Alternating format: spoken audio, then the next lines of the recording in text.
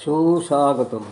মানসিক সুস্বাস্থ্য হলো আমাদের আবেগীয়, মনস্তাত্ত্বিক এবং সামাজিক সুস্বাস্থ্যের একটি ভারসাম্য পরিপূর্ণ অবস্থা, যা জীবনের চাপ মোকাবিলা, কর্মক্ষমতা বৃদ্ধি এবং ইতিবাচক সম্পর্ক বজায় রাখতে সাহায্য করে। এটি কেবল মানসিক রোগের অনুপস্থিতি নয়, বরং ব্যক্তিগত সম্ভাবনা বিকাশের একটি মূল্যবান সম্পদ। শারীরিক ও মানসিক সুস্বাস্থ্যই জীবনের সবচেয়ে বড় সম্পদ, যা টাকা বা বস্তুবাদী সম্পদের চেয়ে অনেক বেশি মূল্যবান। সুস্থ শরীর ও মন না থাকলে অর্থ, প্রতিপত্তি বা বিলাসিতা উপভোগ করা অসম্ভব। নিয়মিত ব্যায়াম, পুষ্টিকর খাদ্য খাবার এবং পর্যাপ্ত ঘুম সুস্বাস্থ্য বজায় রাখতে সাহায্য করে।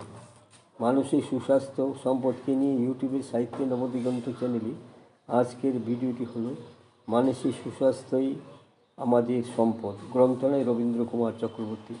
মানসিক সুস্বাস্থ্য জীবনের প্রতিটি ক্ষেত্রে উৎপাদনশীলতা বা আবেগীয় ভারসাম্য এবং সুস্থ সাময়িক সম্পর্কের মূল ভিত্তি। এটি দৈনন্দিন চাপ মোকাবিলা, নিজের ক্ষমতা বৃদ্ধি উপলব্ধি ও কাজের মান উন্নয়ন করতে সাহায্য করে।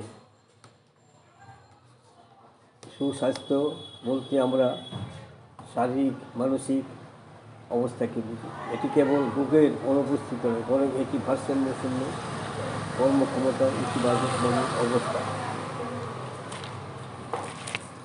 সুস্বাস্থ্যের অর্থ শুধুমাত্র রোগমুক্ত থাকাই নয়, আমাদের মন, আত্মা, চেতনা, সমাজ সর্বস্তরে সার্বিক সুস্থতাই সুস্বাস্থ্যের লক্ষণ। ওরা হেলথ অর্গানাইজেশনের স্বাস্থ্যের সংজ্ঞা হলো healthy state of complete physical, mental and social wellbeing and not merely and absence of disease or ইনফরমিটি।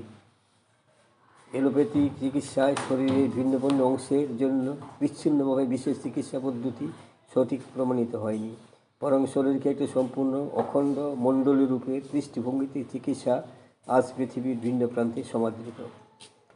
যতক্ষণ পর্যন্ত আমাদের অন্তর্নিহিত বোধশক্তি প্রকৃতি বা পরিবেশের সঙ্গে সুসাহায্য রক্ষা করতে পারে, ততক্ষণ ওষুধ গ্রহণ করলে ব্যথার উপশম হতে পারে, অর্থাৎ রোগ নিরাময় হয়। বর্তমান সময়ে অধিকাংশ রোগেরই উৎপত্তি দেখা যায় মানসিক স্তর থেকেই।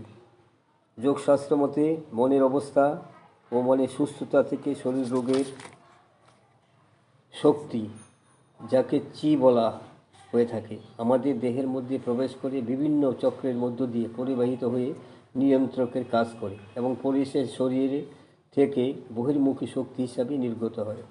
যোগশাস্ত্রে প্রাথমিক শক্তিকেই বলা হয় প্রাণ। সর্বাঙ্গীন দৃষ্টিকোণ থেকে দেহ, মন ও আত্মা, যা আমাদের জীবনের প্রধান উপাদান, সব কিছুরই নিরাময় করা হয়। শরীরের মধ্যে প্রবাহিত এই শক্তির গতিপথ কোনোভাবে বিঘ্নিত হলে ভারসাম্যের অবনতি ঘটে এবং এর প্রভাব ফল স্বাস্থ্যের উপর দেখা যায়, অর্থাৎ আমাদের শরীরের ব্যাধি জন্ম নেয়। শরীরের মধ্যেই অবরোধ ও নিঃসরণ এর উৎপত্তি আধুনিক দৈনন্দিন জীবনের স্ট্রেস ও টেনশন এবং নেগেটিভ চিন্তাধারা ও ভাবনা থেকে আসে। আকুপ্রেশার তত্ত্ব অনুসারে শরীরের রোগের সঙ্গে সম্পর্কিত বিষয়বিন্দুতে পর্যায়ক্রমে চাপ প্রয়োগ করে এই অবরোধ বিঘ্নিত অবস্থা থেকে দূর করা যায়। তাহলে প্রাণশক্তির প্রবাহ পুনরায় স্বাভাবিক ও পুনঃস্থাপিত হয়। সুস্থ থাকতে হলে শারীরিক শক্তি ও মানসিক স্তরের ভারসাম্য ঠিক রাখা প্রয়োজন। চীনাতত্ত্বের প্রয়োগে ভারসাম্যের সুস্বাস্থ্যের প্রতিফলন ও ভারসাম্যহীনতাই অসুস্থতা। আজকে একবিংশ শতাব্দীর দোরগোড়ায় এসে বিজ্ঞান ও প্রযুক্তির উজ্জ্বল প্রগতিতে আমরা বিস্মিত মুগ্ধ।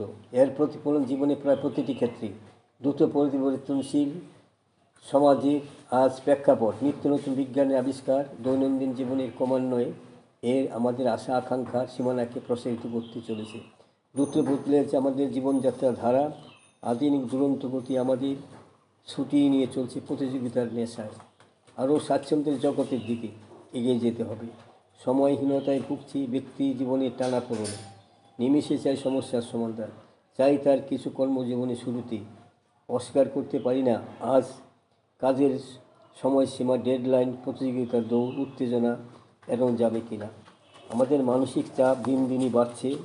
সুস্বাস্থ্য এবং নিরোগ দেহ পেতে গেলে আমাদের উত্তেজনা, টেনশান থেকে আমরা দূরে থাকতে হবে। তাহলে সুস্বাস্থ্য আমাদের জীবনে একটা বিশেষ স্থান নিয়ে আসবে। বন্ধুগণ, আমার এই সংক্ষিপ্ত ভিডিওখানি এখানে শেষ হলো। যদি আপনাদের মনে হতে হয় সাবস্ক্রাইব, শেয়ার এবং লাইক করতে ভুলবেন না যেন।